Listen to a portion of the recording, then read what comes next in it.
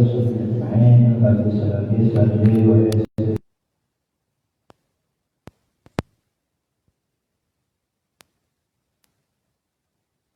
subuh yang puji syukur kepada Allah SWT karena berkah rahmat serta karunia-Nya. Alhamdulillah pagi ini kita masih beri kesehatan sehingga kita telah melaksanakan salat subuh berjamaah. InsyaAllah kita akan melaksanakan kajian subuh kita pada pagi hari ini. Salawat dan salam mari kita kirimkan kepada junjungan kita Nabi besar Muhammad sallallahu alaihi wasallam dengan lafaz Allahumma shalli ala sayyidina Muhammad wa ala ali sayyidina Muhammad. Jemaah salat subuh yang berbahagia, awali kaji kita pagi hari ini, mari kita mengucapkan bismillah. Bismillahirrahmanirrahim. Dulu bersihkan waktu pada Ustaz, waktu dan tempat kebersilakan.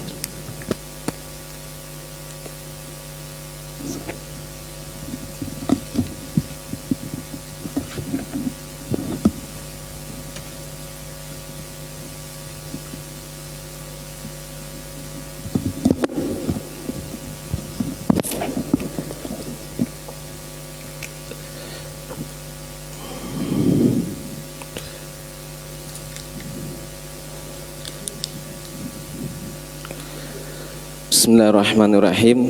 Assalamualaikum warahmatullahi wabarakatuh.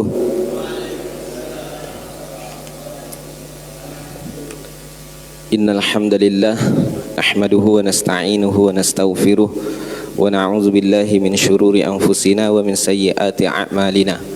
May yahdihillahu fala mudilla lahu wa may yudlil fala hadiyalah. Asyhadu an la ilaha illallah wahdahu la syarika lah wa asyhadu anna Muhammadan abduhu wa rasuluhu la nabiyya ba'dah. Allahumma salli ala sayyidina Muhammad wa ala ali sayyidina Muhammad. Wa qala ta'ala fil Qur'anil Karim, a'udzu billahi minasy syaithanir rajim. Bismillahirrahmanirrahim.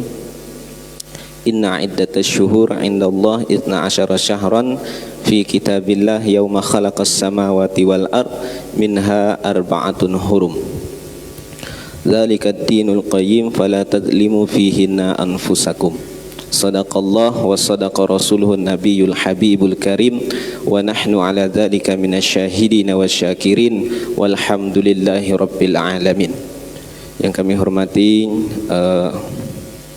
para pengurus Masjid Nurul Hidayah, khatib, imam khatib serta Bilal, alim ulama cerdik pandai, tokoh-tokoh masyarakat, jamaah kaum muslimin wal muslimat rahimani wa rahimakumullah. Alhamdulillah, pertama kita bersyukur kepada Allah Subhanahu wa taala atas curahan limpahan nikmat dan karunia-Nya sehingga kita pada pagi hari ini masih Allah perkenankan untuk hadir di majlis ilmu, masih Allah persemayamkan ruh di dalam jasad kita. Karena tidak semua orang tidur tadi malam itu ruhnya itu dikembalikan oleh Allah Subhanahu wa taala. Diceritakan di dalam kitab Ar-Ruh yang ditulis oleh Imam Ibnul Qayyim Al-Jauziyah bahwa ketika kita tidur Allah itu menggenggam ruh manusia itu pada dua ketika. Ketika kita mati ruh kita di sisi Allah Subhanahu wa taala, kemudian yang kedua ketika kita tidur. Ketika kita tidur itu terkadang ruh itu Allah kembalikan dan terkadang ruh itu Allah tahan. Makanya kita sering mendengarkan ada orang yang mati ketika tidur dan memang saat itu Allah tahan ruh kita. Maka oleh sebab itu Bapak Ibu yang dimuliakan Allah Subhanahu wa taala, dianjurkan sebelum tidur itu kita membacakan doa. Dan bangun dari tidur yang pertama kali terucap pada lidah orang yang beriman itu adalah alhamdulillahillazi ahyana ba'dama amatana wa ilaihin nusyur.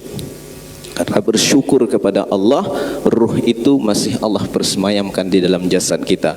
Alhamdulillah kita semua di pagi hari ini bisa melaksanakan salat subuh berjamaah. Man shalla subhi fi jama'atin faka'anna ma shalla kullal lail. Sebelum salat subuh tadi kita menunaikan salat sunnah. Salat sunnah yang paling utama itu, yang paling besar pahalanya itu adalah rakaatal fajri khairum minad dunya wa ma fiha. 2 rakaat sebelum subuh itu lebih lebih baik daripada dunia beserta isinya. Alhamdulillah semuanya bisa kita laksanakan. Kita mendapatkan solat sunnah qabliyah subuh dan kita solat subuh berjamaah, kemudian dilanjutkan dengan kajian, hadir di majelis ilmu. Majtama'a qaumun fi baitin min buyutillah yatluna kitaballah, kemudian wa yatadarasuna bainahum illa nazalat alaihimus sakinah. Tidaklah suatu kaum itu berkumpul di rumah-rumah Allah, mereka membacakan ayat-ayat Allah, kemudian mereka saling mengingatkan dalam kebaikan, maka Allah tancapkan ketenangan di dalam hatinya. Wa ghasyiyathumur rahmah, maka Allah limpahkan rahmat ke dalam hidupnya. Kemudian wahabbathumul malaikah, kemudian para malaikat pun membentangkan sayapnya. Wa zakarahumullahu fi man indah, Allah sebut-sebut nama kita di antara para makhluknya, para malaikatnya yang dimuliakan oleh Allah Subhanahu wa taala. Alhamdulillah, mudah-mudahan kita semua mendapatkan itu. Amin amin ya rabbal alamin. Salawat dan salam senantiasa tercurahkan kepada Nabi besar kita Nabi Muhammad sallallahu alaihi wasallam. Mari kita bersama-sama mengucapkan Allahumma salli ala sayyidina Muhammad wa ala ali sayyidina Muhammad. Mudah-mudahan dengan kita selalu berselawat kepada beliau di hari kiamat nanti, di hari perhitungan amal nanti, kita mendapatkan syafaat darinya dan diakui pula dengan sebenar-benar umatnya. Amin amin ya rabbal alamin. Bapak Ibu jamaah kaum muslimin yang dimuliakan Allah Subhanahu wa taala, insyaallah pada kesempatan kali ini kita akan berbicara tentang bulan Muharram. Bulan Muharram ini termasuk bulan haram. Kita umat Islam dianjurkan menghafal bulan-bulan haram ini. Hafal semua Bu ya, bulan-bulan haram tuh. Muharram, Safar, akan ada lagunya gitu, tidak san ya? Kita dianjurkan, mesti harus hafal bulan-bulan haram ini. Makanya Syekh bin Baz, ulama Saudi Arabia, ketika ditanya apa hukum menggunakan kalender Masehi, kata beliau, tidak apa-apa kita menggunakan kalender Masehi, tapi harus disertakan juga kalender Hijriah. Berarti kita harus hafal bulan-bulan Hijriah, karena kehidupan kita ini diatur menggunakan tahun Hijriah. Jadi kalau ada selisih antara Hijriah dengan Masehi, antara Qamariyah dengan Syamsiyah. Kalau ada orang ini berkata umurnya meninggal 63 tahun, enggak. Kalau hitungannya Masehi berarti dia enggak sama dengan umurnya Nabi, karena Nabi itu hitungannya menurut hitungan Hijriah.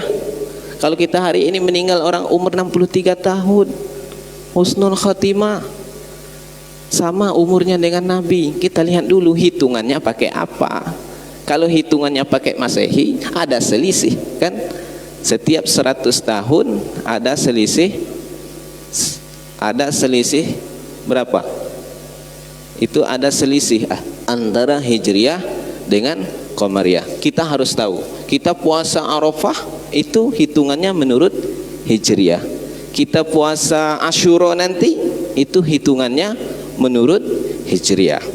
Nah, berbicara tentang Muharram juga kita tidak pernah terlepas berbicara tentang hijrahnya Nabi Muhammad sallallahu alaihi wasallam. Kita akan berbicara tentang hijrahnya sedikit nanti, kemudian kita melanjutkan dengan hukum-hukum nanti berpuasa di bulan Muharram, terutama nanti di hari Asyura, di hari ke-10 menurut kitab Lataiful Ma'arif yang ditulis oleh Imam Ibnu Rajab Al-Hambali. Di dalam kitab ini Ustaz, kita antum punya juga kitab-kitab ini. Nah, ini keutamaan bulan-bulan. Di sini dijelaskan kalau kita mau baca-baca untuk kajian-kajian bulanan, pekanan kita pakai kitab ini bagus. Kalau kita nggak bisa bahasa Arab, mungkin beli aja terjemahannya itu. Nah, ada tuh terjemahannya itu. Itu keutamaan dari bulan Muharram, apa keutamaannya, apa hadis-hadisnya, apa amalan-amalannya, so far sampai 12 bulan itu dijelaskan di dalam kitab ini, keutamaannya dan kisah-kisah tentang apa yang ada di dalam bulan-bulan tersebut. Kalau bulan Januari nggak ada. Apa keutamaan bulan Januari? Nggak ada. Yang ada itu adalah bulan Muharram. Apa aja kejadian-kejadian yang ada di dalam bulan Muharram? Bulan Muharram bulan hijrahnya Nabi Muhammad SAW, disebut dengan bulan hijrah. Walaupun sebenarnya Nabi itu hijrah bulan Rabiul Awal. Nabi itu hijrah dari Makkah ke Madinah itu bulan Rabiul Awal. Tapi ditetapkannya tahun hijriah di dalam Islam itu dimulai dari bulan Muharram. Ketika Abu Musa Asy'ari dia menjadi gubernur di Basrah itu mendapatkan surat dari Umar ibn al-Khattab, itu nggak ada di dalamnya itu tahunnya, ditulis bulan Sya'ban. Dia nggak tahu ini Sya'ban kapan, Sya'ban kemarin atau Sya'ban yang akan datang. Jadi bingung seorang gubernur. Lalu dia kirim surat kepada Umar ibn al-Khattab yang menjadi khalifah pada saat itu. Kemudian dikirim surat bahwa dia malu katanya membaca surat, sedangkan dari yang lain itu surat-surat itu sudah ada tahun-tahunnya. Jadi yang dibuat oleh Umar ibn al-Khattab itu tahunnya, karena bulannya sudah ada. Yang belum ada itu adalah tahunnya. Maka Umar ibn al-Khattab mengumpulkan para sahabat pada saat itu. Maka dikumpulkanlah para sahabat untuk menentukan kapan dimulainya tahun di dalam Islam. Banyak yang mengusulkan, ada yang mengatakan dimulai dari lahirnya Nabi, dimulai dari wafatnya Nabi Muhammad SAW. Tapi setelah musyawarah panjang di antara para sahabat, maka usulan-usulan itu ditolak. Yang diterima usulan dari Ali bin Abi Thalib. Ada yang mengatakan ini usulan dari Ali bin Abi Thalib bahwa tahun Islam dimulai dari bulan Muharram. Bulan Muharram ini banyak kejadian-kejadian di dalamnya, terutama nanti di hari Asyura. Hijrah Nabi Muhammad SAW mengingatkan kita bahwa perjuangan orang yang beriman itu ujiannya begitu berat. Tidak ada orang semakin kuat imannya semakin berat ujiannya. Iblis itu menurut sejarah itu hanya 2 kali hadir di dalam kehidupan Nabi, di dalam perjalanan dakwah Nabi. Dia tidak selalu hadir. Iblis itu kan kepalanya para syaitan, itu namanya iblis. Dia hadir hanya 2 kali saja di dalam perjalanan Rasulullah SAW. Pertama ketika hijrahnya Nabi, datang iblis. Yang kedua itu perang Badar, itu peristiwa yang besar. Ketika itu saja iblis itu datang menurut sejarah. Selebihnya itu yang datang itu bukan iblis, itu anak-anak buahnya iblis. Iblis itu datang hanya 2 kesempatan, peristiwa besar saja. Hijrahnya Nabi, makanya hijrah itu berat, ujiannya berat. Banyak para sahabat itu, Suhaib Ar-Rumi itu ketika hijrah diminta untuk meninggalkan seluruh hartanya, Pak. Suhaib Ar-Rumi kalau kita baca ayat 207 itu ayatnya Suhaib Ar-Rumi itu, wa minan nasi may yashri nafsahu ibtigha amardhatillah. Ketika itu Suhaib Ar-Rumi kan orang Romawi, orang miskin, seorang budak datang ke Makkah Al-Mukarramah. Dia pandai berbisnis menjadi orang kaya. Lalu ketika menjadi orang kaya datang peristiwa hijrah, datang perintah hijrah kepada Nabi Muhammad SAW. Nah maka mereka pergi berhijrah ke Madinah Al-Munawwarah. Maka Suhaib Ar-Rumi pun ikut. Ketika Suhaib Ar-Rumi mau hijrah, maka apa kata orang kafir Quraisy? Hei Suhaib Ar-Rumi, engkau mau hijrah ke Madinah juga ikut Muhammad? Iya, kata Suhaib Ar-Rumi, kalau engkau mau hijrah, ingat engkau dulu datang ke kota Makkah ini orang miskin, seorang budak tak punya apa-apa. Hari ini engkau kaya, pandai berbisnis. Harta ini mau engkau bawa ke Madinah? Tidak, kami tidak akan berikan. Kalau engkau mau pergi silahkan, tapi hartamu tinggal. Apa kata Suhaib Ar-Rumi? Kalau saya dibiarkan pergi, biarkan saya pergi, asalkan saya bisa ikut dengan Rasulullah. Masalah harta saya ambil saja, masalah harta saya ambil saja untuk engkau. Saya enggak perlu harta itu. Ketika Suhaib Ar-Rumi sampai di Madinah, apa kata Rasulullah? Rabihal bai'u Aba Yahya. Rabihal bai'u Aba Yahya. Beruntung itu perdagangannya Suhaib Ar-Rumi. beruntung. Di mana kata Suhaib Ar-Rumi engkau tahu wahai Rasulullah? Padahal nggak ada yang mengabarkan. Peristiwa itu terjadi di Makkah. Lalu ketika dia meninggalkan seluruh hartanya, kata Suhaib Ar-Rumi kepada orang kafir Quraisy itu, ini saya ini pandai memanah nih. Kalau sekalian menghentikan kepergian saya ke Madinah itu, yang engkau hentikan itu saya dan harta saya yang engkau hentikan. Kalau harta saya silakan, tapi kalau engkau mau menghentikan saya, kalian akan mati saya panah nanti. Karena dia ahli di bidang memanah. Engkau mau mati atau mau hidup? Sama-sama mati nggak apa-apa, kata Suhaib Ar-Rumi. Karena orang kafir Quraisy banyak, dia sendirian, dia tahu dia akan mati. Yang dia bawa hanya busur panahnya aja. Kalau kalian mau mati, halangi saya. Tapi kalau engkau mau menghalangi harta saya, silahkan ambil semua harta itu. Silahkan engkau pergi. Ternyata orang kafir Quraisy itu hanya tidak ingin Suhaib Ar-Rumi itu membawa hartanya. Ketika Suhaib Ar-Rumi sampai di Madinah, langsung disambut oleh Rasulullah SAW. Kata Rasulullah, Robihal bai'u Aba Yahya. Robihal bai'u Aba Yahya. Karena panggilan Suhaib Ar-Rumi itu adalah Aba Yahya, Abu Yahya. Mereka meninggalkan harta mereka semua ketika berhijrah. Perjuangannya berat. Orang beriman itu perjuangannya berat. Tercatat dalam sejarah itu 124.000 nabi. Tercatat dalam sejarah. Di antara 124.000 nabi itu, Allah catat lagi 313 nabi dan rasul. Dalam sebuah riwayat dikatakan 315. Di antara 315 itu Allah abadikan di dalam Al-Quran. Yang wajib kita ketahui itu 25 nabi dan rasul. Di antara 25 nabi dan rasul ini, Allah pilih lagi 4 nabi yang mulia, 5 nabi yang disebut dengan ulul azmi. Yang pertama itu Nabi Nuh, kemudian Nabi Ibrahim, Nabi Musa, kemudian Nabi Isa, Nabi Muhammad sallallahu alaihi wasallam. Kenapa? Karena perjuangan mereka berat. Di antara 5 nabi, Allah pilih lagi 2 nabi. Yang pertama Khalilur Rahman, dialah kekasih Allah yang digelari juga dengan Abul Anbiya. Kemudian yang terakhir, pemimpin di antara seluruh para nabi, dialah Nabi Muhammad sallallahu alaihi wasallam. Kenapa mereka itu lebih mulia daripada yang lain? Karena ujian hidupnya berat, Pak. Orang kalau hidup di dunia ini semakin kuat imannya, semakin kuat pula ujiannya. Nabi Ibrahim itu Abul Anbiya karena dia diuji dengan ujian yang berat. Bahkan musuhnya itu adalah ayahnya sendiri. Ayahnya sendiri. Kira-kira gimana itu orang pada saat itu mengatakan Ibrahim mengajak orang bertauhid, sementara ayahnya pembuat patung, menjadi tangan kanannya Raja Namrud. Dekat dengan Raja Namrud pada saat itu. Kira-kira kata orang itu, Ibrahim, kalian ngajak kami bertauhid, sementara ayahmu pembuat patung. Bayangkan, mau dibunuh. Ini pelajaran juga bagi kita. Semakin kuat iman kita, semakin kuat ujiannya. Pasti Allah selipkan musuh kepada orang yang beriman. Orang yang beriman itu tidak akan mulus jalannya. Selalu ada kerikil yang tajam yang siap melukai tubuh di dalam perjalanannya. Pasti itu. Dan terkadang musuh itu berangkat daripada keluarga kita sendiri.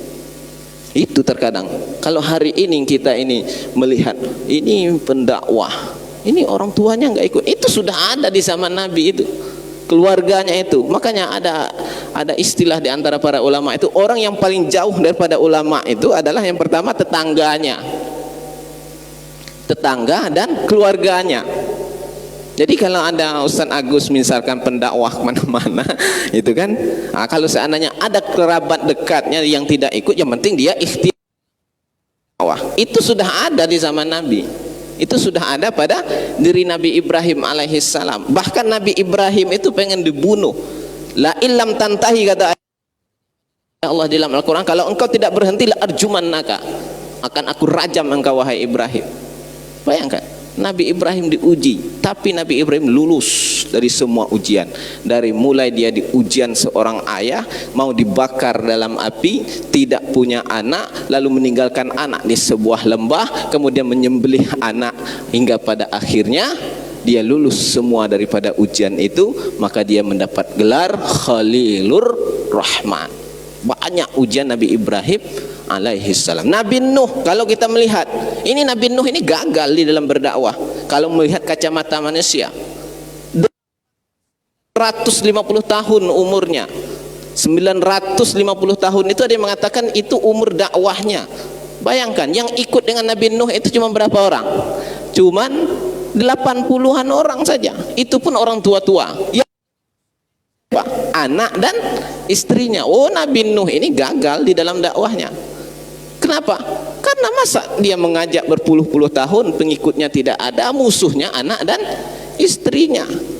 Ini gagal Nabi Nuh di dalam dakwahnya. Nabi Muhammad SAW yang menjadi musuhnya siapa? Paman kandungnya. Ketika Nabi Muhammad naik ke atas bukit mengajak orang ke dalam Islam, lalu datang Abu Lahab. Apa kata Abu Lahab kepada Islam? Tabban laka ya Muhammad, alihaza jama'tana. Celaka engkau wahai Muhammad, hanya karena ini engkau kumpulkan kami di bawah bukit ini. Dia bilang celaka Nabi Muhammad SAW. Bayangkan. Nah, Abu Lahab itu diceritakan dalam kitab Al-Bidayah wan Nihayah, orangnya besar, matanya juling, rambutnya panjang, dikepang menjadi dua. Itu Abu Lahab. Allah abadikan, belum lagi dia meninggal, kemudian ayat azab tentangnya itu Allah turunkan. Tabbat yada abi lahabi watab. Musuhnya itu adalah paman kandungnya sendiri. Jadi hijrah ini, kalau kita hari ini nggak ada hijrah berpindah tempat, itu nggak ada. Hijrah kita hari ini adalah bil ismi wal udwan. Kita hijrah dari perbuatan dosa menuju perbuatan baik. Itu hijrah kita hari ini. Hijrah hari ini mungkin tidak ada lagi hijrah berpindah tempat, itu hanya ada di zaman Rasulullah SAW. Setelah Fathu Mekah tidak ada lagi hijrah tempat. Hijrah dari keburukan menuju kebaikan, dan itu butuh perjuangan yang berat, butuh perjuangan yang besar. Kalau hari ini orang rajin hijrah datang ke masjid, yang sebelumnya tidak mau datang ke masjid, hari ini mereka rajin datang ke masjid. Itu ujiannya berat, Pak. Orang itu semakin kuat ujiannya, semakin kuat imannya, semakin kuat pula ujiannya. Karena semakin tinggi pohon tersebut, semakin kencang angin yang menerpa. Angin tidak menyambar rumput-rumput yang masih di tanah itu. Angin itu hanya menerpa. Semakin tinggi pohonnya, semakin tinggi pula anginnya. Begitu pula orang, semakin kuat imannya, semakin kencang pula angin yang menerpa. Jadi kalau hijrah hari ini, kita berangkat dari suatu perbuatan dosa menuju perbuatan yang diridhai oleh Allah, itu berat sekali, dan itulah yang dihadapi oleh para sahabat. Kalau kita hidup di zaman para sahabat dahulu, itu kita tidak akan mungkin mampu. Bagaimana Sumayyah itu dirujam kemaluannya menggunakan tombak, hidup-hidup mati dia. Dilihat itu oleh anaknya bernama Ammar. Ammar itu melihat Sumayyah, itu perempuan pertama mati di dalam Islam dalam keadaan syahid itu adalah Sumayyah. Itu dilihat oleh Ammar dengan mata kepalanya sendiri, dihujam oleh Abu Jahal. Kekemaluannya itu, masih engkau beriman dengan agamanya Muhammad? Masih dia ahad dia ketika dia hendak meninggal itu dilihat langsung oleh Ammar. Kemudian Ammar melihat Yasir itu disiksa juga. Diriwayatkan itu dalam sebuah riwayat itu Yasir itu bapaknya Ammar itu diikat di antara dua kuda. Kemudian setelah diikat di antara dua kuda, dia diikat, kemudian kuda itu dipecut, kuda itu berangkat terlepas kedua tangannya.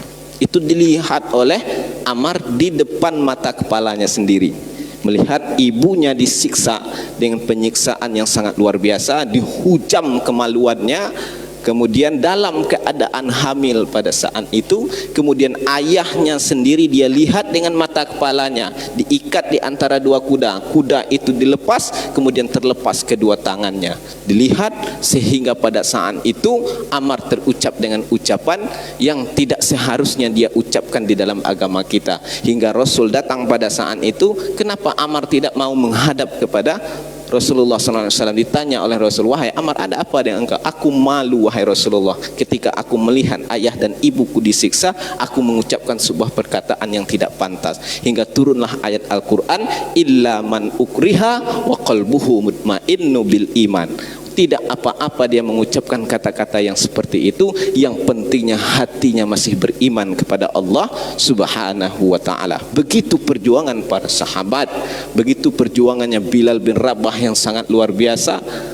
Kalau kita berbicara tentang hijrah dari suatu perbuatan yang baik, suatu perbuatan yang buruk kepada perbuatan yang baik, itu banyak perjuangannya, banyak kerikil-kerikil tajam yang siap melukai kaki kita. Siap-siap aja kita. Tapi ingat balasan Allah Subhanahu wa ta'ala. Surga itu mala ainun ra'at wala uzunun sami'at wala khatara ala qalbi bashar. Itu yang kita dapatkan. Orang yang paling susah hidupnya di dunia hari ini, lalu ketika masukkan sedikit saja ke dalam, sebentar saja ke dalam surga, lalu ditanyakan oleh Allah kepadanya, wahai hambaku, pernahkah engkau merasakan kesusahan? Orang yang paling miskin hari ini hidupnya di dunia, lalu Allah masukkan sebentar saja ke dalam surga. Lalu Allah tanyakan, wahai hambaku, pernahkah engkau merasakan kesusahan ketika hidup di dunia? Apa kata dia? Demi Allah, wahai Allah, sedikit pun aku tak pernah merasakan kesusahan. Orang yang paling kaya hidupnya di muka bumi ini, lalu dimasukkan sebentar saja ke dalam neraka, lalu dia dikeluarkan, kemudian ditanya, wahai hambaku, pernahkah engkau merasakan sedikit saja kesenangan ketika hidup di dunia? Dia menjawab, demi Allah, wahai Allah, aku tak pernah merasakan kesenangan. Bayangkan, sebentar masuk ke dalam surga, hilang semua kesusahan. Sebentar masuk ke dalam neraka, hilang semua kesenangan. Itulah balasan Allah Subhanahu wa ta'ala. Kalau kita diuji dengan ujian yang berat karena kita beriman kepada Allah, melakukan ibadah, tahan saja itu. Ingat balasan Allah Subhanahu wa ta'ala. Memang itulah konsekuensi orang yang beriman kepada Allah Subhanahu wa ta'ala. Itu terkait dengan hijrah, yang bisa kita ambil pelajaran bahwa perbuatan hijrah ini perbuatan yang disukai Nabi, dan ini adalah ujiannya sangat berat, iblisnya sangat besar datang. Karena iblis itu datang di hal-hal yang seperti ini, dan memang terkadang orang tidak lulus. Mudah-mudahan kita semua lulus diuji oleh Allah Subhanahu wa ta'ala. Kemudian kita berbicara tentang Al-Muharram ini. Muharram adalah bulannya Allah. Bulannya Allah, syahrullah. Allah katakan Muharram ini adalah syahrullah. Sebagaimana Allah katakan di dalam Al-Quran, inna iddatas syuhur itna asyara syahran fi kitabillah yauma khalaqas samawati wal ard. Sesungguhnya bilangan bulan di sisi Allah di saat menciptakan langit dan bumi ada 12 bulan. Di antara 12 bulan Allah pilih 4 bulan yang paling mulia. 4 bulan yang paling mulia itu dikatakan dan dijelaskan di dalam hadis sahih Imam Bukhari dan Muslim, itu adalah as-sanatu itna asyara syahran minha arba'atun hurum, salasatun mutawaliyat wa rajabun mudhar ma baina jumada wa sya'ban.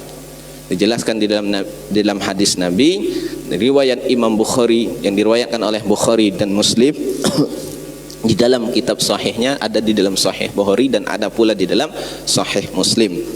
Itu yang dimaksud 4 bulan itu adalah Zulqa'dah, Zulhijjah, Muharram, Rajab. 3 bulan berturut-turut. Yang berturut-turut itu adalah Zulqa'dah, yang kedua Zulhijjah, yang ketiga Muharram. Kemudian yang berpisah di antara temannya yang 3 itu adalah Rajab. Rajab ini berada di antara Jumada dan Sya'ban.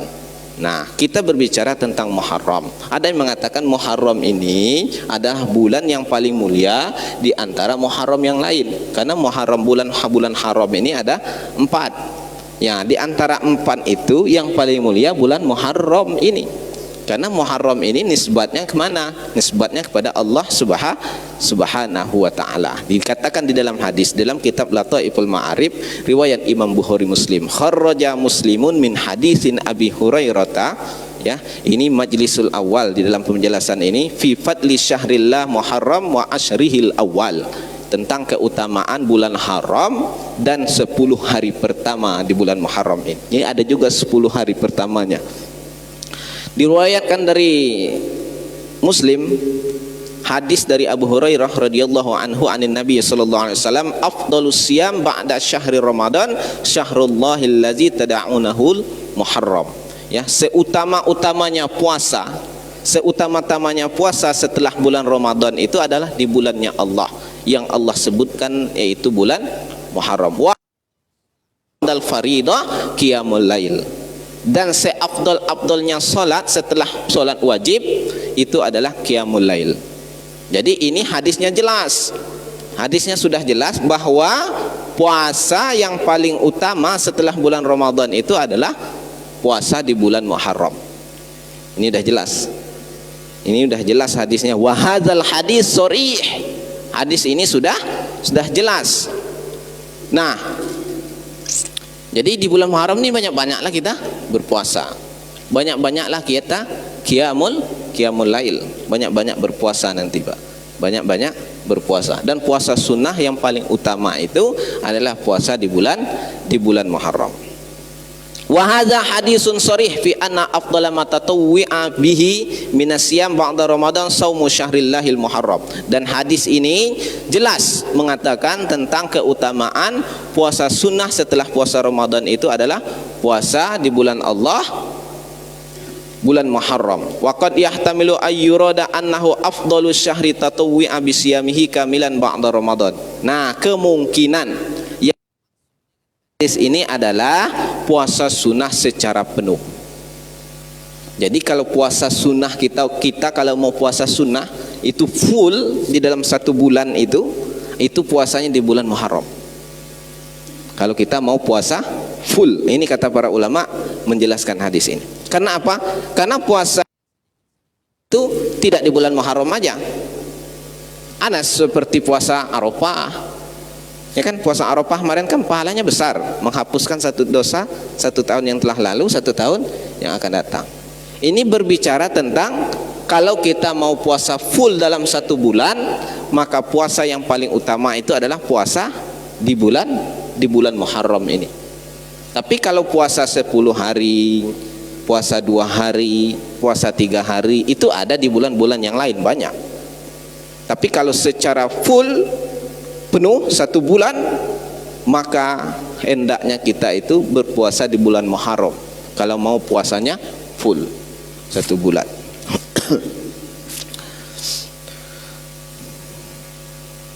Jemaah kaum muslimin yang dimuliakan Allah Subhanahu wa taala. Karena apa? Nah, ini dikatakan waqad yahtamilu an yurada annahu afdalu syahrin tatawwi'a bi siyamihi kamilan ba'da Ramadan. Nah, kemungkinan yang dimaksud bahwa keutamaan puasa sunnah di bulan Muharram ini adalah puasa secara penuh setelah Ramadan. Karena apa? Yang dimaksudkan itu fa amma ba'da tatawwi'a bi ba'di syahrin faqad yakunu afdala min ba'di ayyamihi. Nah, karena sebagian puasa sunnah itu lebih utama di bulan-bulan yang lain itu, di hari-hari yang lain itu ada di bulan-bulan yang lain seperti kasyami yaumi arafata, seperti puasa Arafah. Puasa Arafah itu kapan? Di tanggal 9 Zulhijjah. Itu keutamaannya enggak dalam 1 bulan. Nah, ada dalam 1 bulan itu 1 hari, itu keutamaannya besar. Itu adalah kalau puasanya per hari itu puasanya tidak di bulan Muharram yang paling afdal. Tapi kalau puasanya penuh itu bulan Muharram itu yang paling afdal kita berpuasa sunnah. Au asri Zulhijjah, puasa 10 hari pertama di bulan Zulhijjah. Au sittati ayyam min Syawal, atau 10 puasa 6 hari di bulan Syawal. Wa yashhadu li hadza ma kharrajahu al-Imam Ahmad wa Tirmizi min hadis Ali anna rajulan atan Nabiy sallallahu alaihi wasallam faqala ya Rasulullah, wahai Rasulullah, akhbirni bi syahrin asumuhu ba'da syahri Ramadan. Berikan kabar kepadaku di bulan apa saya harus berpuasa setelah bulan suci Ramadan. Maka Rasulullah mengatakan, in kunta shaiman syahran ba'da Ramadan fasumil Muharram fa innahu syahrullah.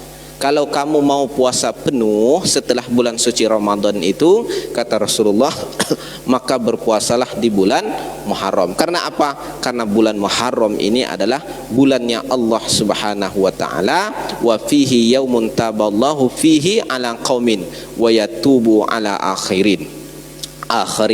Ya, karena di dalamnya itu Allah menerima taubat suatu kaum. Di dalam bulan Muharram ini Allah pernah menerima taubat suatu kaum. Itu tentang puasa bulan Muharram. Dan puasa bulan Muharram ini puasa yang sudah diwajibkan. Jadi puasa wajib sebelum bulan suci Ramadan itu adalah puasa di bulan Muharram pada hari yang ke-10. Itu adalah puasa hari Asyura. Pada hari Asyura ini banyak kejadian-kejadian. Allah terima taubat Nabi Adam itu hari ke-10 di bulan Muharram, hari yang ke-10. Ada lagi diriwayatkan, tapi riwayatnya yang paling kuat itu kejadian di hari Asyura ini adalah Allah menyelamatkan Nabi Musa dari mana? Allah menyelamatkan Nabi Musa dari kejaran Fir'aun. Itu jelas hadisnya sahih, diriwayatkan oleh Imam Bukhari dan Muslim. Tapi banyak juga di dalam kitab-kitab Lataiful Ma'arif ini dijelaskan banyak kejadian-kejadian. Allah selamatkan Nabi Nuh dari banjir bandang, naik ke atas kapal di Bukit Judi, itu di 10 Muharram ini juga. Nabi Ibrahim alaihissalam diselamatkan dari api, pengen dibakar oleh Raja Namrud itu. Karena apa Nabi Ibrahim itu pengen dibakar oleh Raja Namrud? Karena Nabi Ibrahim itu menghancur patung-patungnya. Dihancurkan semua patung Raja Namrud itu, lalu dia tinggalkan patung yang paling besar. Marah Raja Namrud kepada Nabi Ibrahim, wahai Ibrahim, a'anta fa'alta haza bi alihatina, apakah engkau yang melakukan ini kepada Tuhan kami? Kata Nabi Ibrahim, bukan. Bal fa'alahu kabiruhum hadza fas'aluhum in kanu yantikun. Yang melakukan ini bukan saya, tapi yang melakukan ini adalah itu patung yang paling besar. Tanyakan kepada dia kalau memang dia itu bisa berpikir. Laqad alimta, engkau kan tahu bahwa patung ini tidak bisa bicara. Kalau memang dia tidak bisa bicara, kata Ibrahim, apa ta'buduna min dunillah ma la yanfa'ukum syai'aw wa la yadurrukum. Kalau memang dia tidak bicara, kenapa kalian sembah? Dia tidak mampu memberikan mudarat, dia tidak mampu memberikan kebaikan, lalu kenapa kalian sembah? Nabi Ibrahim ini cerdas, dia ingin membungkam mereka terdiam 1000 bahasa, tidak mampu berkata-kata. Lalu pada saat itu dia panggil Nabi Ibrahim, dia panggil anak buahnya, hariku, bakar Nabi Ibrahim. 3 hari itu orang mengumpulkan kayu bakar untuk Nabi Ibrahim, kemudian dilempar menggunakan ketapel dari jarak yang jauh, masuk ke dalam api. 40 hari 40 malam Nabi Ibrahim di dalam api itu, sedikit pun tidak terkena kulit Nabi Ibrahim alaihissalam. Ketika api itu membakar, datang malaikat bumi, malaikat penjaga bumi, malaikat penjaga langit, malaikat penjaga angin itu datang menawarkan jasanya untuk Nabi Ibrahim. Kata Nabi Ibrahim, amma anta fala, amma ilaika fala. Kalau kepada kalian saya tidak butuh, tapi kalau Allah saya butuh.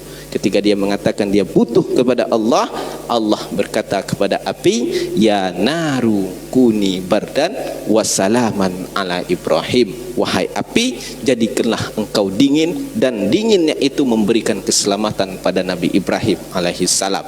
Dan itu terjadi di 10 Muharram. Itu banyak kejadian-kejadian yang luar biasa. Nabi Yunus diselamatkan dari mana? Diselamatkan di dalam perut ikan, lalu terpapar di di permukaan laut, di pantai, ya kan? Itu kapan? Di 10 Muharram juga. Banyak kejadian-kejadian. Nabi Musa diangkat ke langit, itu 10 Muharram juga. Tapi riwayat yang paling sahih, yang paling kuat terkait dengan Asyura ini adalah Nabi Musa diselamatkan dari Fir'aun laknatullah. Kemudian dia membelah laut, itu terjadi di bulan Muharram, di tanggal 10 Muharram. Waqad samman Nabil Muharram syahrullah. Kenapa Nabi namakan Muharram ini syahrullah? Kenapa Nabi nisbatkan? Wa idabatuhu ilallah tadullu ala syarafihi wa fadlihi. Penisbatan, ya, penisbatan sesuatu kepada Allah itu menunjukkan kemuliaannya. Muharram ini dikatakan syahrullah. Kenapa dikatakan syahrullah? Itu bulan Muharram. Bulan Muharram adalah bulan yang mulia. Kenapa dinisbatkan kepada Allah? Ini menunjukkan kemuliaannya. Sebagaimana Baitullah, Ka'bah itu disebut dengan Baitullah. Kenapa? Karena kemuliaannya. Namanya Allah. Di sini dikatakan ontanya Allah. Ada ontanya Allah. Ontanya Allah itu mana? Ontanya Allah itu onta yang dikeluarkan dari batu. Nabi Soleh itu ditantang oleh kaumnya, wahai Soleh, kalau engkau pengen kami beriman, keluarkan onta hamil umur 10 bulan dari batu yang keras itu. Bayangkan, ini tantangan. Ini bukan mereka mau beriman, ini mereka karena mereka tidak mau tantangan yang berat. Itu minta keluarkan onta dari laut, itu mungkin itu terjadi, Pak, karena di laut ada kehidupan. Minta keluar saja itu terjadi, di sana ada kehidupan, tapi dikeluarkan dari batu. Bayangkan gimana caranya onta keluar dari batu. Kata Nabi Soleh, kalau memang nanti mau, dia berdoa. Nabi Soleh keluar onta putih besar. Bayangkan, Allah itu ontanya Allah. Apakah mereka beriman? Tidak. Sedikit saja, dalam riwayat itu sedikit di antara mereka yang beriman. Bayangkan, air susunya bisa menikmati kau. Tapi Nabi Soleh, ini onta ini, pertama kalian jangan bunuh. Dia bisa makan di mana saja karena bumi ini milik Allah. Yang ketiga, kalau dia minum di sumur itu nanti kalian jangan minum. Sebagai kompensasinya, nanti sore semuanya bisa memerah susu onta itu. Untuk kompensasinya. Tapi kalau dia minum jangan. Marah orang itu. Hingga pada akhirnya mereka maulah mengikutinya. Tapi lama kelamaan ada sebuah lembah, itu diceritakan di sebuah lembah itu kalau musim panas itu kan makanan banyak di tengah lembah. Makanan itu banyak di tengah lembah. Jadi binatang-binatang ternak-ternak orang-orang pada saat itu, ketika onta itu sampai, mereka pergi ke pinggir lembah itu karena dia takut dengan onta, pada makanan banyak di situ. Kemudian ketika musim dingin itu makanan banyak di pinggir lembah itu. Onta ini pergi pula ke pinggir lembah. Kemudian ternak-ternak yang lain pun takut, dia pergi ke tengah lembah. Marah orang saat itu hingga pada akhirnya dibunuh. Mereka sebenarnya tidak mau beriman. Mereka hanya memberi tantangan yang di luar nalar. Itu tidak mungkin dilakukan oleh Nabi Soleh. Tapi ternyata hal itu bisa dilakukan. Tidak ada yang tidak mungkin di sisi Allah Subhanahu Wa Taala. Api yang sifatnya membakar itu tidak berlaku untuk Nabi Ibrahim. Nabi Muhammad pun juga begitu. Diminta untuk membelah bulan. Bayangkan, membelah bulan dengan tangannya. Kalau minta membelah bukit bisa aja itu terjadi. Tapi membelah bulan enggak mungkin. Kalau saya, maukah kalian beriman, kata Nabi Muhammad? Mau. Makanya diabadikan dalam Al-Quran, iqtarabatis sa'ah wan syaqqal qamar. Kiamat sudah dekat, bulan telah terbelah. Itu Nabi belah, Nabi isyaratkan telunjuknya naik ke atas, bulan itu terbelah menjadi dua. Apa akhirnya? Mereka beriman? Tidak. Malah mereka mengatakan Nabi tukang sihir. Nabi tukang sihir. Jadi penisbatan sesuatu kepada Allah itu menunjukkan kemuliaan. Ini menunjukkan kemuliaan bulan ini. Salah satu yang menjadi dalil bahwa bulan Muharram ini adalah bulan yang mulia, dia dinisbatkan kepada Allah dan disebutkan dengan Syahrullah Al-Muharram. Bulan Allah, yaitu adalah bulan Muharram. Kemudian di hari Asyura-nya nanti kita disunahkan berpuasa. Nah, kata para ulama, ada tiga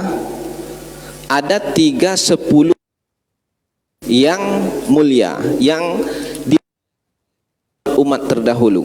Dikatakan waqala Abu Utsman An-Nahdi, kata Abu Utsman An-Nahdi di dalam kitab Lataiful Ma'arif, ditulis oleh Imam Ibnu Rajab Al-Hambali, kanu, orang-orang dahulu itu yu'azzimuna salasa asyarat, mereka mengagungkan 10 itu apa? Al-ashrul akhir min Ramadan, 10 hari akhir di bulan Ramadan. Kemudian wal ashrul awal min Zulhijjah, kemudian 10 awal di bulan Zulhijjah, wal ashrul awal minal Muharram, dan 10 hari pertama di bulan Muharram. Jadi di bulan Muharram yang satu bulan yang mulia itu, yang paling mulia 10 10 hari pertamanya. Di antara 10 hari pertama itu, maka yang paling utama lagi hari ke-10-nya itu. Jadi hari ke-10 itu, Pak, nanti kalau nggak bisa kita puasa banyak di bulan Muharram ini, nanti puasa aja di hari ke-10. Itu ada sebuah riwayat ya, ada seorang perempuan sahabiah itu mengatakan bahwa kami itu ketika datang hari Asyura itu kami berpuasa, kami ajak anak-anak kami berpuasa sebagaimana mengajak mereka berpuasa di bulan Ramadan. Begitu. Nah, ketika anak-anak kecil itu kami ajak berpuasa, kalau mereka nangis kami siapkan mainan dari bulu-bulu. Siapa nama sahabatnya itu? Namanya Ar-Rubayyi binti Muawiz. Di dalam riwayat Imam Bukhari Muslim dikatakan Ar-Rubayyi ini mengatakan kami itu orang-orang dewasa itu puasa di hari Asyura sebagaimana kami mengajak anak-anak kami juga berpuasa. Kami ajak mereka sahur di hari Asyura ini sama dengan puasa Ramadan. Kalau mereka nangis tidak mampu lagi berpuasa, kami siapkan mainan dari bulu-bulu. Jadi kalau anak-anak itu diberikan mainan, mereka hilang laparnya. Sampai kapan? Sampai berbuka. Jadi ajak anak-anak kita nanti berpuasa ini tradisi salafus soleh. Kalau datang hari Asyura, dia ngajak anak-anaknya itu berpuasa. Jadi puasa Asyura ini ada 3 tingkatan. Tingkatan pertama itu puasa di hari ke-10.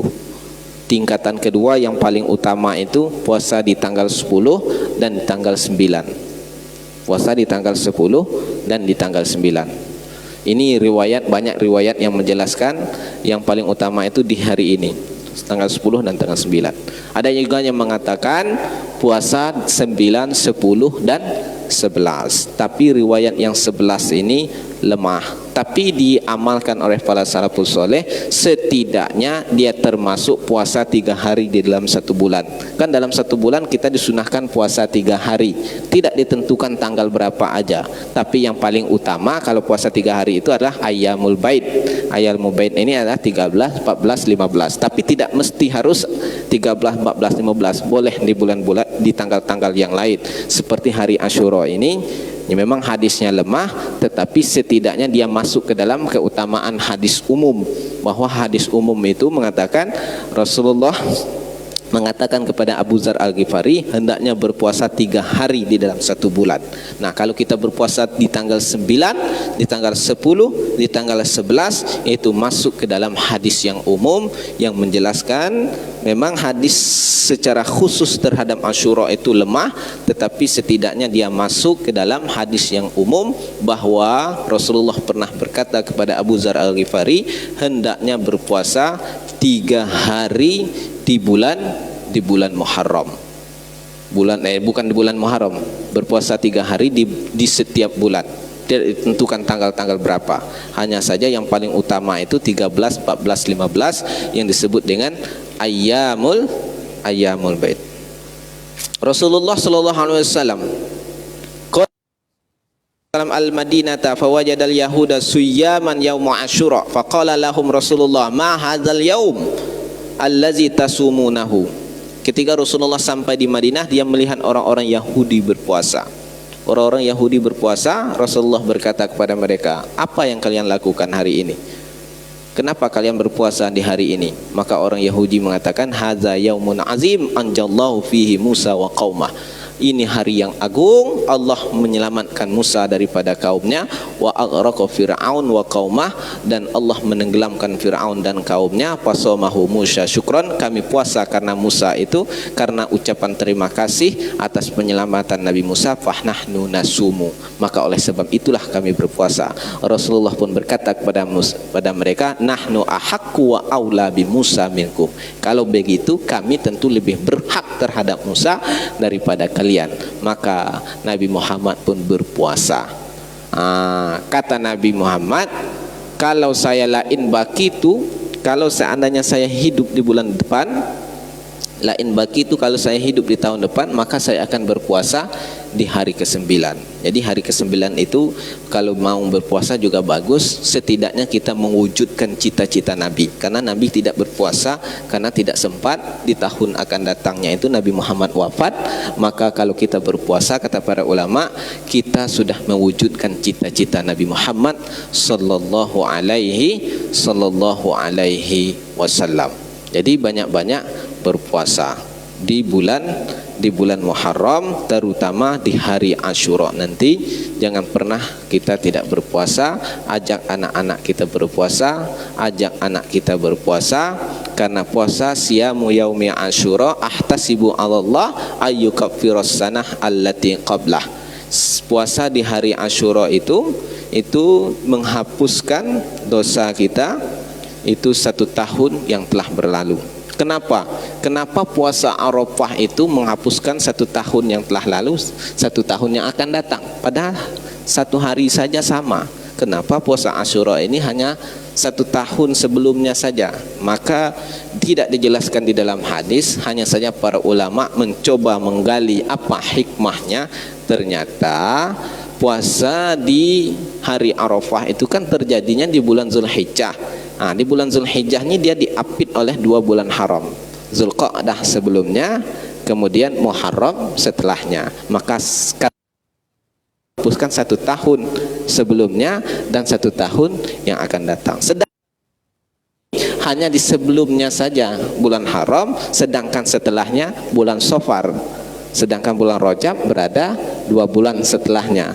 Itu hikmah, kata para ulama, kenapa bulan puasa Arafah itu menghapus 2 tahun, karena dia diapit oleh 2 bulan yang haram. Dan kenapa puasa Asyura ini menghapus 1 tahun sebelumnya, karena memang hanya sebelumnya saja bulan haram, sedangkan setelahnya tidak ada bulan haramnya. Yaumu Asyura kanat tasumuhul anbiya fasumuhu antum. Itu hadis daripada Nabi. Hari Asyura ini adalah hari puasanya para nabi dahulu. Maka hendaknya kalian juga berpuasa di hari itu, di hari Asyura ini. Demikian yang dapat kami sampaikan, lebih dan kurangnya mohon maaf. Kalau ada pertanyaan silahkan terkait dengan puasa ini. Wabillahi taufiq wal hidayah. Wassalamualaikum warahmatullahi wabarakatuh. Kayaknya banyak kita. Tapi ada yang tanya. Saya mau tanya, Ustaz. Saya dulu tanya. Antek asing. Asyura itu artinya apa, Ustaz? Iya.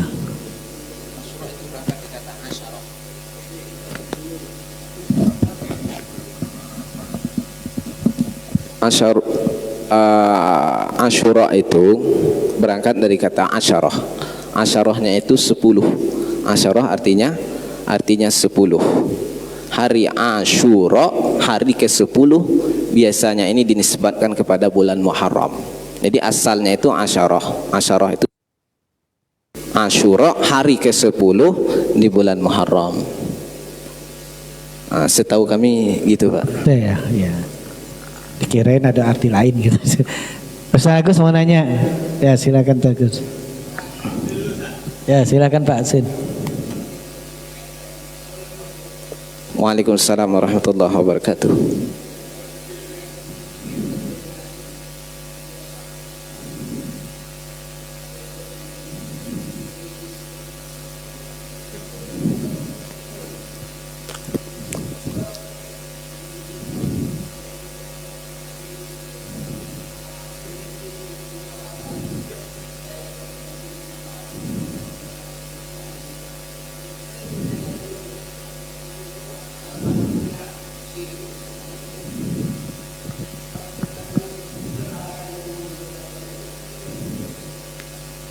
Kasih. Ustaz Agus apa nak tanya? Sama tak?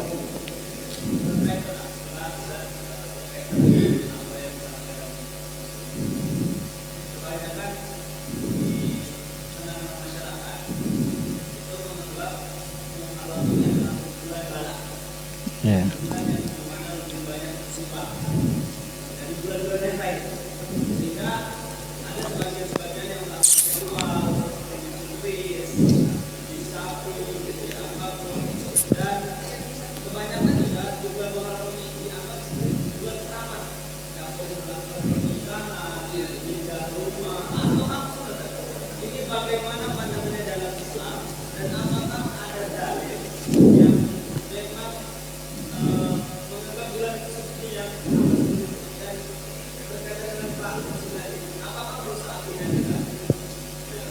Oke, Ustaz. Masya Allah.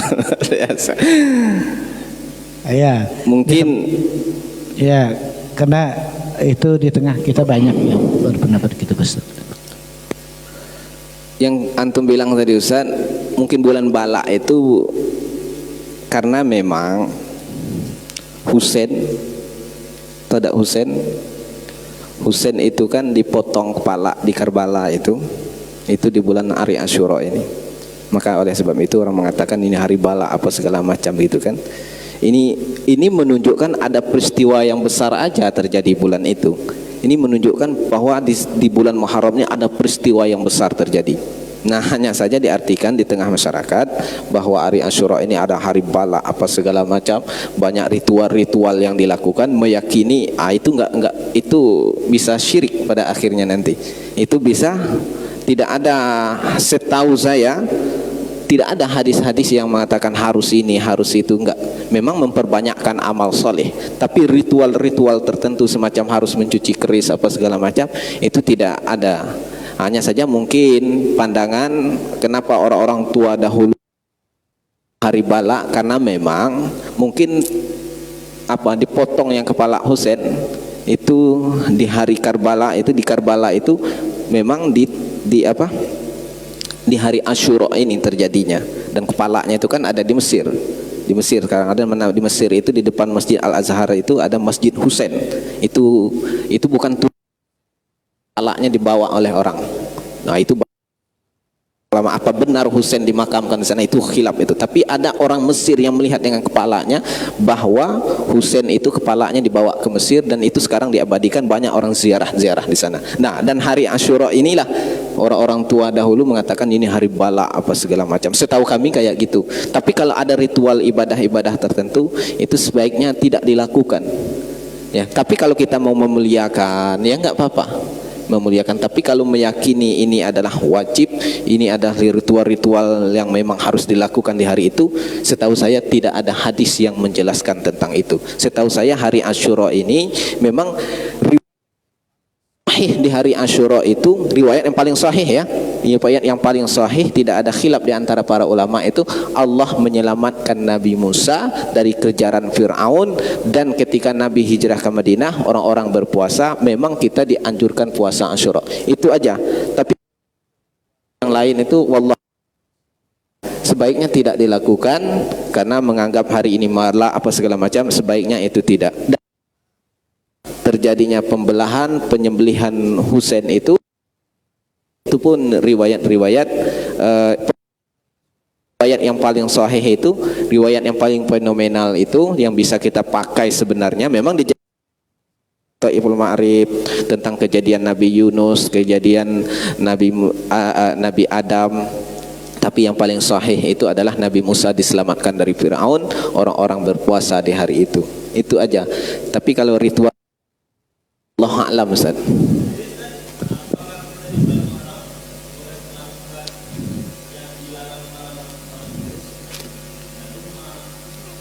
Wah, tidak ada seperti itu.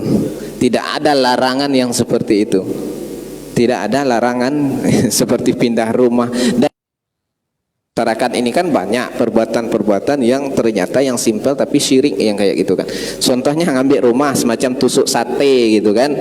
Tahu dah rumah kayak tusuk sate itu Pak. Ini rumah, itu jalan urusan itu. Nah, itu tidak ada sebenarnya pindah-pindah rumah. Itu tidak. Bahkan hanya saja dijelaskan di dalam keutamaan bulan Syawal itu, menikah di bulan Syawal itu lebih utama. Tapi dilarang menikah itu enggak ada. Ya kan? Tidak ada dilarang menikah pindah rumah di bulan ini. Wallahu alam. Ya, setahu saya tidak ada yang seperti itu. Kapan aja, jangan sampai meyakini itu, memang bisa syirik itu. Meyakini ini enggak ada. Itu bisa kita syirik. Nah, sebaiknya keyakinan seperti itu. Dan yang seperti itu memang itu kadang terjadi. Ya, kalau kita yakin itu terjadi, ya.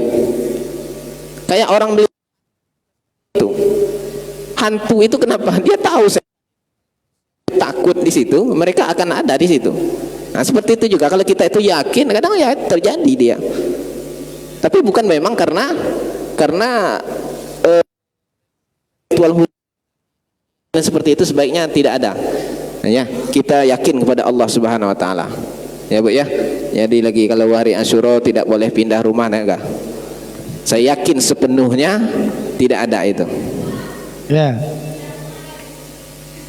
Pindah rumah lain lagi. Nah, itu lain cerita nih. Iya. Lain lagi itu lain cerita nih. Itu sudah diniatkan tuh nih. Oke. Ya. Ada lagi ibu-ibu? Dah. Oke. Jadi memang banyak di tengah masyarakat kita itu yang punya istilah sekarang fakta dan mitos ya. Jadi banyak mitosnya daripada faktanya gitu ya. Jadi kalau itu hanya tradisi kadang tuh ya. Pakai primbon lah, pakai itulah ceritanya ya. Jadi semua bulan itu baik, itu ya Ustaz ya. Asal niatnya baik. Kalau kita berpikiran negatif akan terjadi, kita akan negatif. Contoh, nomor kucing kaki kita kecelakaan karena saat kita nomor kucing kita kepikiran terus kucing tadi gimana ya, kucing tadi gimana ya, kucing tadi, akhirnya konsentrasi kita buyar, buyar ya nomor juga akhirnya kan. Nah itu yang membuat masalah itu kena pikiran kita sendiri yang negatif. Kalau negatif itu dikumpulin dia jadi negatif. Jadi kalau kita ilmu kimia, fisika, negatif sama positif harus beradu baru jadi baik. Kalau negatif terus tak akan hidup dia kan, gitu. Jadi kita berpikir positive thinking bahwa semuanya itu udah baik dari Allah Subhanahu wa taala. Mungkin itu untuk kajian kita hari ini. Silakan baca doa Ustaz. Doa, pimpin doa.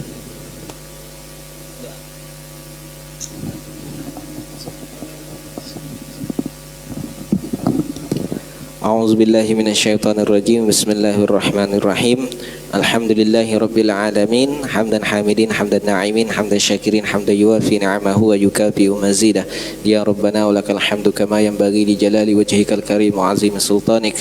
Allahumma salli ala sayyidina Muhammad wa ala ali sayyidina Muhammad. Allahumma a'inna ala zikrika wa syukrika wa husni ibadatik. Allahumma inna nas'aluka al-huda wat tuqa wal afafa wal ghina. Allahumma inna nas'aluka ilman nafi'an wa rizqan tayyiban wa amalan mutaqabbala. Allahumma ij'al jam'ana hadza jam'an marhuma waj'al tafarruqana min ba'dihi tafarruqan ma'suma wa la tada' fina wa la ma'ana syaqiyyan wa la mahruma. Allahumma la tada' lana fi maqamina hadza dhanban illa ghafartah wa la hamman illa farajtah wa la daynan illa qadaitah wa la hajatan min hawaijid dunya wal akhirah illa qadaitaha wa yassartaha wa qabiltaha ya arhamar rahimin. Allahumma inna nas'aluka salamatan fid din wa 'afiyatan fil jasad wa ziyadatan fil ilmi wa barakatan fil rizqi wa taubatan qabla al maut wa rahmatan 'indal maut wa maghfiratan ba'dal maut. Allahumma hawwin 'alaina fi sakaratil maut wan najata minan nari wal 'afwa 'indal hisab. Allahumma ighfir lana dhunubana wa liwalidina warhamhum kama rabbawna shighara. Rabbana atina fid dunya hasanah wa fil akhirati hasanah wa qina 'adzabannar. Wa sallallahu ala sayyidina Muhammad wa ala alihi wa sahbihi wasallam. Subhana rabbika rabbil 'izzati 'amma yasifun. Wassalamu alal mursalin walhamdulillahi rabbil alamin. Alhamdulillah kajian kita selesai, semoga ada manfaat. Untuk mengakhiri mari kita baca alhamdulillah, alhamdulillahi rabbil alamin. Sekian, assalamualaikum warahmatullahi wabarakatuh.